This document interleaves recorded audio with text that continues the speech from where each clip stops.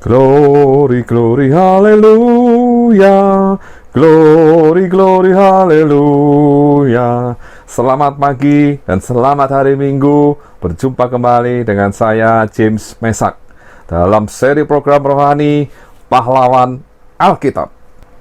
Suatu program rohani yang akan membahas kisah hidup tentang pahlawan-pahlawan iman di dalam Alkitab. Kehidupan pribadi, kehidupan keluarga, perjalanan hidup, karya-karyanya, kenangan-kenangannya yang luar biasa, serta pengalaman-pengalaman pribadi bersama dengan Yesus Tuhan yang akan menjadi teladan buat kita semua. Selamat menikmati dan Tuhan Yesus memberkati.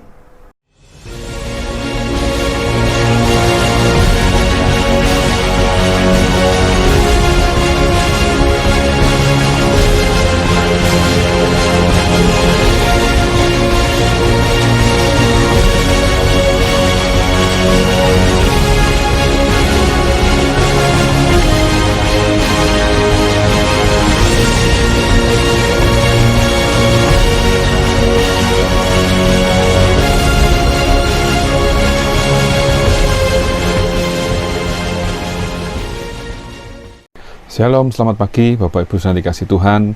Kita berjumpa kembali di dalam seri Pahlawan Alkitab. Dan hari ini kita akan masuk ke seri yang ke-34 dan 35, karena kita akan membahas tentang Raja Saul. Dan saya akan bagi menjadi dua sesi, karena kehidupan Raja Saul yang cukup panjang dan ada banyak hal yang bisa dikisahkan di dalam kisah hidup Raja Saul yang tertulis di dalam Alkitab. Nah, kita akan masuk dalam poin yang pertama, bagaimana kita akan membahas kehidupan Raja Saul. Ada beberapa nama Saul yang tertulis di dalam Alkitab, tetapi yang kita akan bahas hari ini adalah Saul yang merupakan raja pertama dari Israel yang berasal dari suku Benyamin. Saul arti namanya adalah yang dipinjam. Dalam bahasa Ibrani diucapkan dalam kata Saul yang bermakna diminta. Ayahnya bernama Kis atau dieja Kisi dalam 1 Samuel 14 ayat 51. Istri Saul bernama Ahinoam anak Ahimaas, ada di dalam 1 Samuel 14 ayat 50. Anak lelaki Saul ialah Yonatan, Yiswi, dan Malkisua. Yonatan adalah sahabat akrab Daud dan memiliki dua anak perempuan. Yang tertua bernama Merab, yang muda bernama Mikal, di mana Mikal adalah istri pertama dari Daud. Tertulis di dalam 1 Samuel 14 ayat 49. Firman Tuhan berkata demikian, anak-anak lelaki Saul ialah Yonatan, Yiswi, dan Malkisua.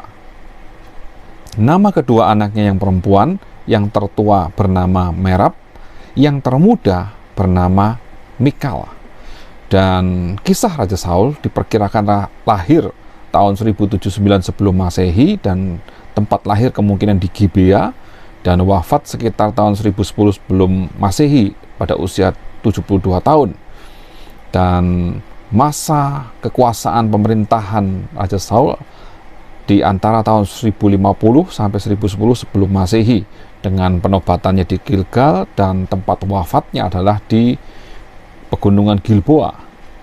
Nah, nama Saul ditulis di dalam Alkitab sebanyak 415 kali, dan kitab yang menuliskan nama Saul ada di 5 kitab, yaitu 1 Samuel, 2 Samuel, 1 Tawarikh, Mazmur, dan Kisah Para Rasul.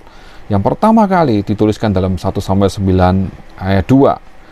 Firman Tuhan berkata, orang ini ada anaknya laki-laki namanya Saul, seorang muda yang elok rupanya, tidak ada seorang pun dari antara orang Israel yang lebih elok daripadanya. Dari bahu ke atas ia lebih tinggi daripada setiap orang sebangsanya.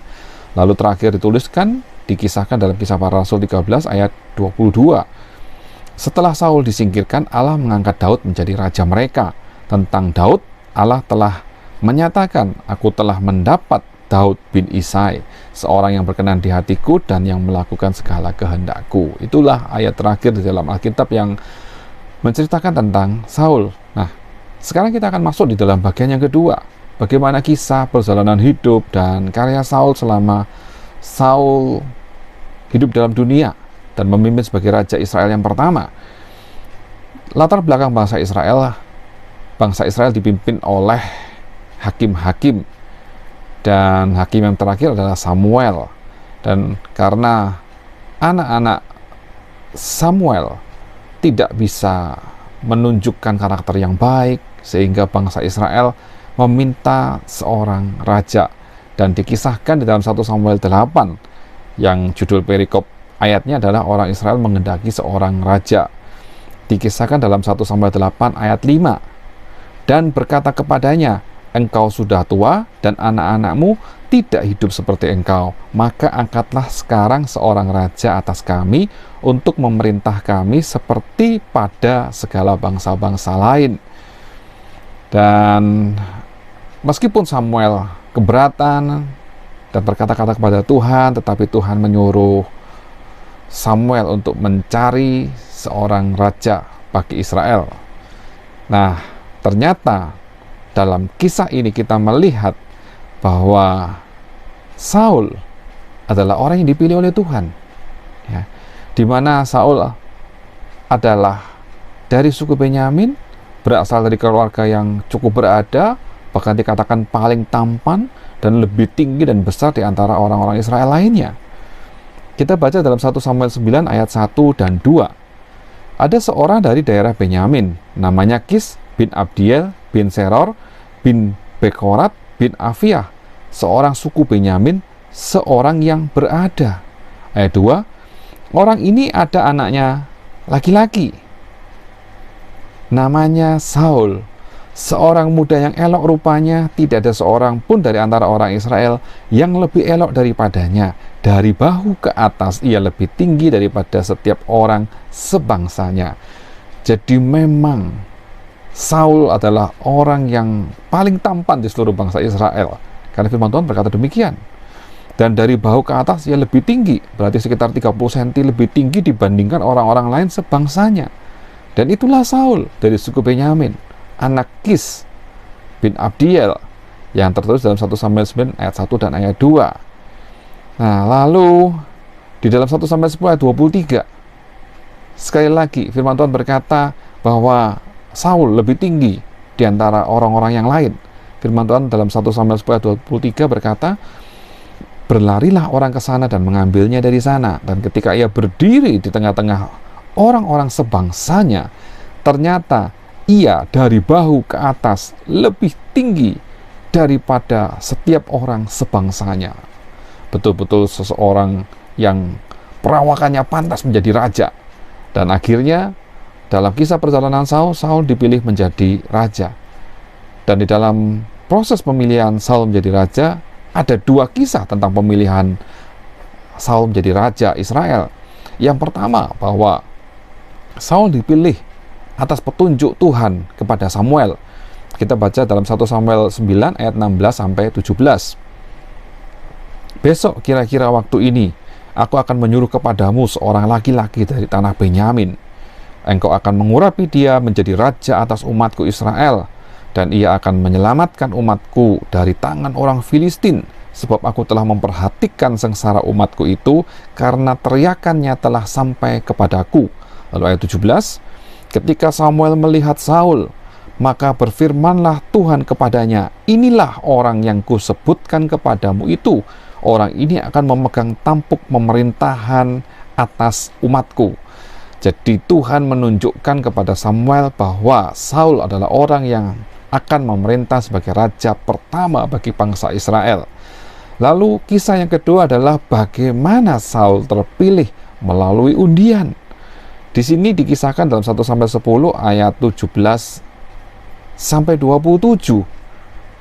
Kalau Bapak Ibu Saudara baca dalam perikop 1 Samuel 10, judul cerita dalam Alkitab adalah Saul menjadi raja dengan undian. Dan bagaimana cara mengundinya? Tentu dari 12 suku Israel diundi. Siapakah dari suku manakah raja Israel akan dipilih? Ternyata yang terpilih adalah suku Benyamin. Lalu dari suku Benyamin ada beberapa keluarga. Lalu diundi lagi. Ternyata yang terpilih adalah keluarga Matri. Dan Matri adalah keluarga besar, sehingga diundi lagi. di antara keluarga Matri yang layak untuk menjadi raja siapa? Dan ternyata terpilih Saul bin Kis. Setelah Saul terpilih dan dicari, ternyata kisah yang cukup lucu terjadi.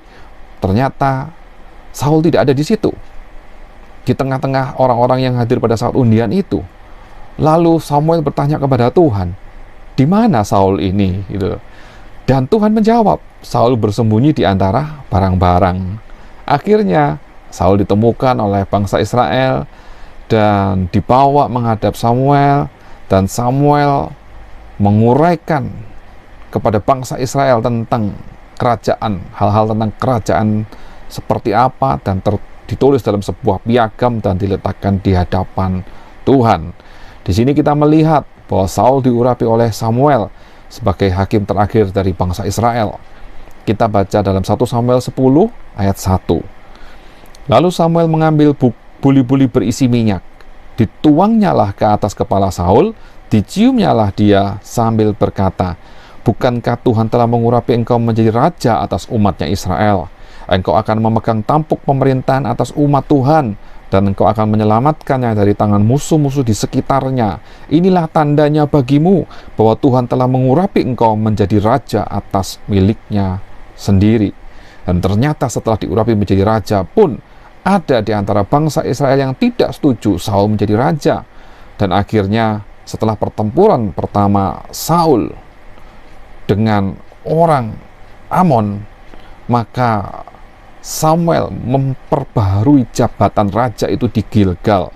Dan kita melihat dalam 1 Samuel 11 ayat 15. Lalu pergilah seluruh bangsa itu ke Gilgal dan menjadikan Saul raja di sana di hadapan Tuhan di Gilgal, dan mereka mempersembahkan di sana korban keselamatan di hadapan Tuhan, dan bersukarialah di sana Saul dan semua orang Israel dengan sangat. Pada akhirnya semua bangsa Israel, setiap suku, sepakat dengan pengurapan dan peneguhan jabatan raja yang dilakukan oleh Samuel di Gilgal, sehingga Saul benar-benar menjadi raja Israel yang sah. Dan mulai saat itu kepemimpinan Raja Saul diakui, dan semasa pemerintahan Raja Saul banyak terjadi peperangan melawan musuh-musuh Israel. Dan kita akan melihat bagaimana kepemimpinan Raja Saul atas bangsa Israel, bagaimana Saul melawan musuh-musuh orang Israel, dan bagaimana ketidaktaatan Saul saat orang Filistin datang menyerang, dan bagaimana akhir hidup dari Raja Saul dan anak-anaknya. Kita akan dengarkan kisah ini di minggu depan di edisi Pahlawan Alkitab seri yang ke-35 ya. Jadi nanti kita tunggu cerita berikutnya di hari Minggu pagi minggu depan. Terima kasih, Tuhan Yesus memberkati. Amin.